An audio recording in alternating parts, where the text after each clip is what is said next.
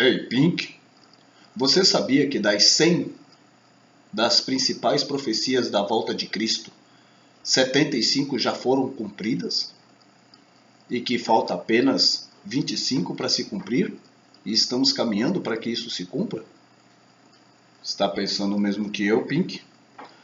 É claro, cérebro. Mas você não acha que tomar um sorvete a essa hora da noite pode nos fazer mal? Olá a todos. Soluções para o novo mundo. Hoje vamos falar sobre o mito da caverna de Platão.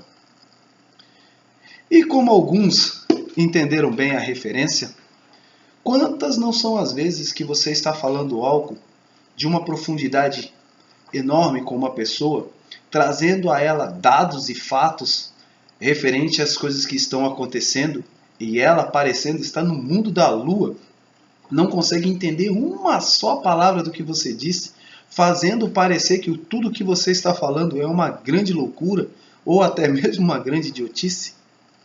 Pois bem, é sobre isso que vamos conversar.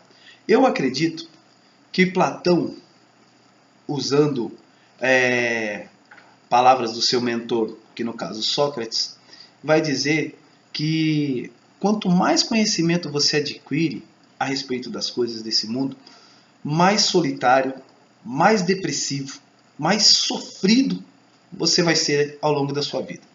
E isso se não acabar como os grandes pensadores do passado, com uma vida sozinha e solitária. Como muitas pessoas acabam dizendo que a minha vida se tornará desta forma. Mas que bom que seja assim, porque passar a entender a vida como que ela é, faz que, como já diria Sócrates, nos torna uma mosca nas costas de um cavalo preguiçoso.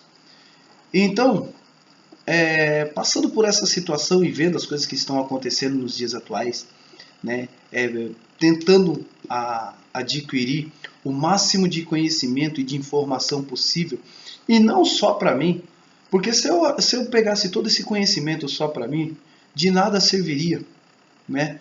Se eu não puder transmitir para algumas pessoas, não puder ajudar algumas pessoas com isso, não vai servir de nada. Assim é para mim, para você, para o médico, para qualquer um, né? Para qualquer pessoa. Né? Adquirimos os nossos conhecimentos para que nós possamos ser melhor para as outras pessoas. E com base nisso eu gostaria de falar sobre a República, né? Sobre o mito da caverna de Platão. E o que é o mito da caverna de Platão? Bom, segundo Platão, ele conta a história de 3 homens que foram aprisionados desde a infância dentro de uma caverna.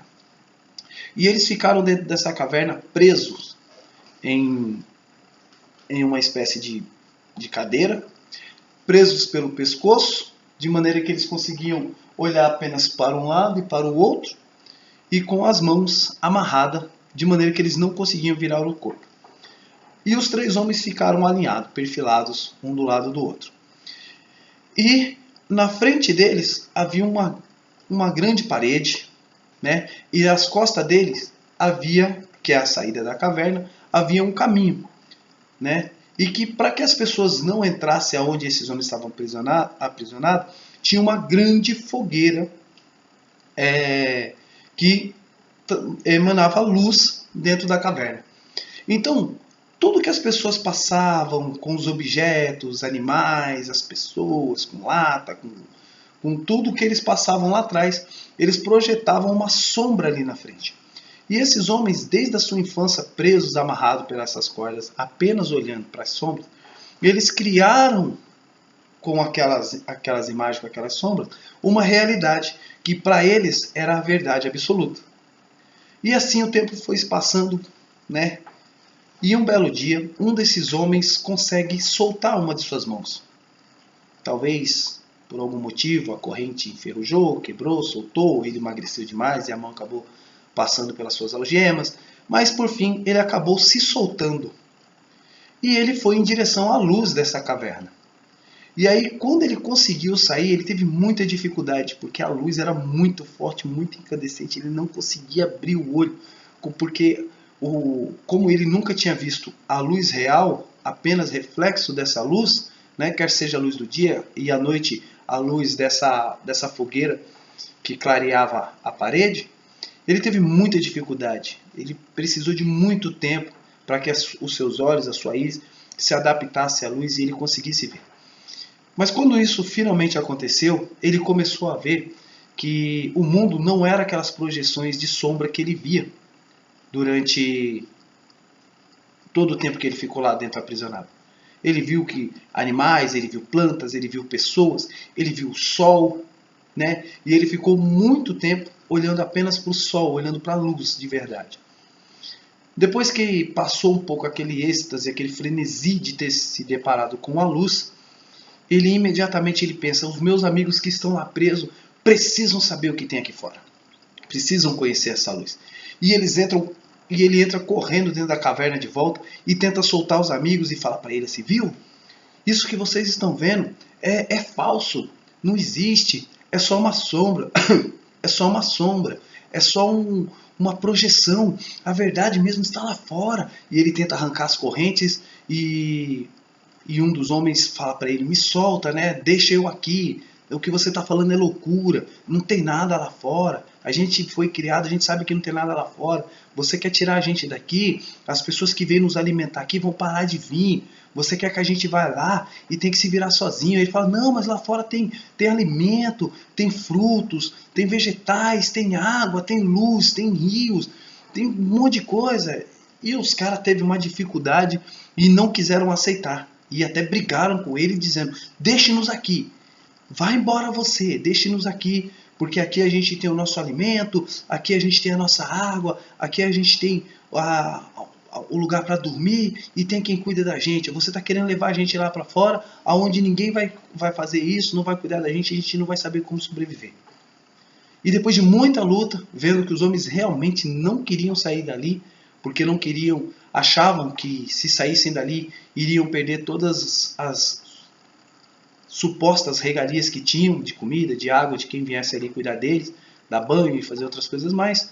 E eles acabaram recusando, né? E esse homem saiu em direção à luz e desapareceu, segundo a narrativa de Platão. E por que essa história, que foi escrita 400 anos antes de Cristo, por que essa história ela tem tanto a ver com os dias atuais? Porque você mostra fatos, mostra pessoas, lugares, evidências físicas, evidências escritas, evidências históricas, e mesmo assim as pessoas tendem a não ver. Mas não é que elas não veem porque não enxergam. É porque a mente dela está cauterizada. A mente dela está engruída. Sabe?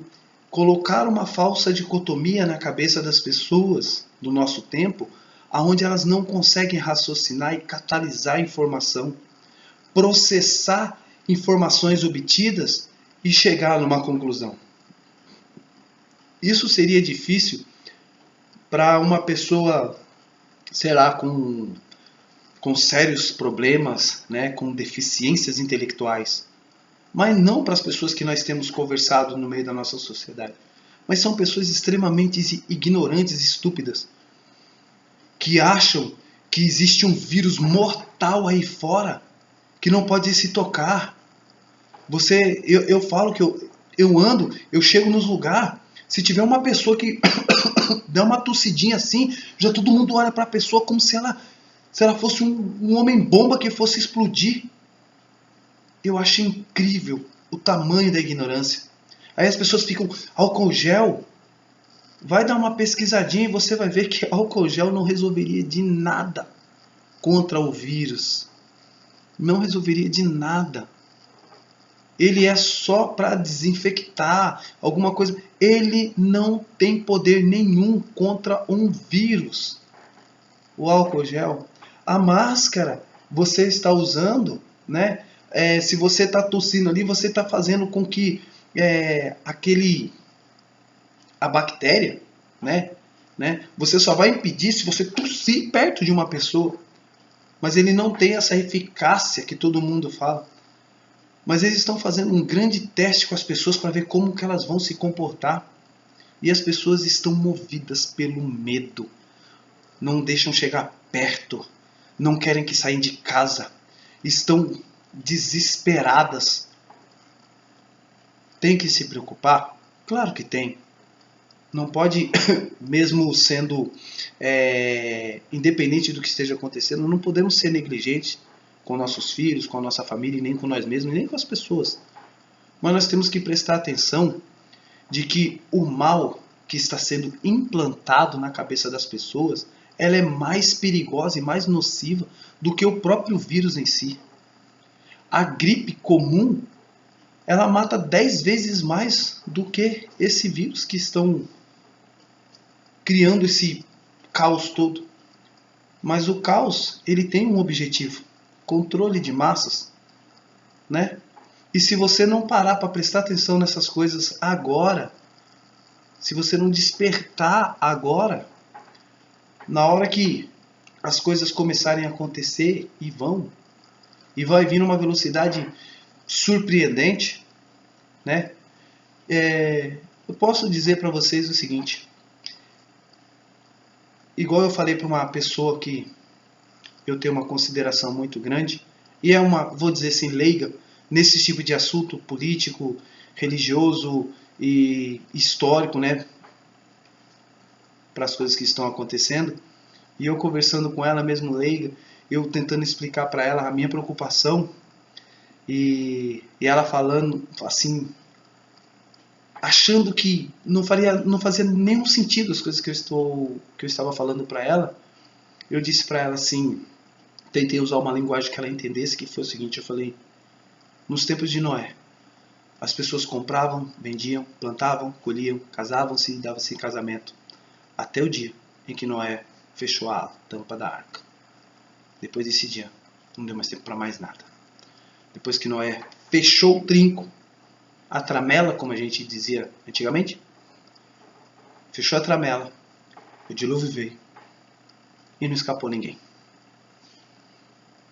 O dilúvio já foi anunciado. Todos ainda estão em tempo de entrar nessa arca, que é a arca do conhecimento. Não há o que fazer, não há o que mudar, mas há como se preparar. Preparar a cabeça, é isso que eu quero que vocês entendam. É preparar a cabeça, não é se preparar para uma guerra, é preparar a cabeça para, nos tempos difíceis, você ter uma estrutura psicológica, mental e emocional para cuidar dos seus filhos, da sua família, de quem vier a precisar de você. Porque, como eu falei, nos mercados da Europa, eu vi uma reportagem, dá uma pesquisada aí, pessoal. Eu vi uma reportagem aqui na Venezuela, que em situações de crise eles chegam a comer carne de animais lá, de cachorro, de gato, que aparece pela frente, né? Então, assim, dias difíceis. Você entra na Europa, os mercados estão fechados, não tem mais nada de origem animal, ou seja, não tem carne vermelha, não tem processados de carne vermelha, não tem frango, não tem ovos, né? Até tem uma menina que tem um canal no YouTube, ela fala que ela gostava muito de comer ovos fritos, né? De manhã, no café, no almoço, e ela diz que já faz mais de uma semana que ela não encontra ovos em lugar nenhum na Europa, onde ela mora, na Inglaterra, e assim, é só uma questão de tempo dessas coisas virarem para o nosso lado, tá bom? Fica aí, não seja mais um cego, como diz as escrituras, alguém que tem olhos, mas não enxerga. Peça orientação aos céus quando você estiver sozinho, para que essa loucura de que as igrejas estão fechadas, eu não consigo buscar a Deus. Busque a Ele com a sua família, na sua casa, no seu cantinho, leia as escrituras, peça entendimento, entre em comunhão com Ele, porque para os últimos dias toda a fé é bem-vinda.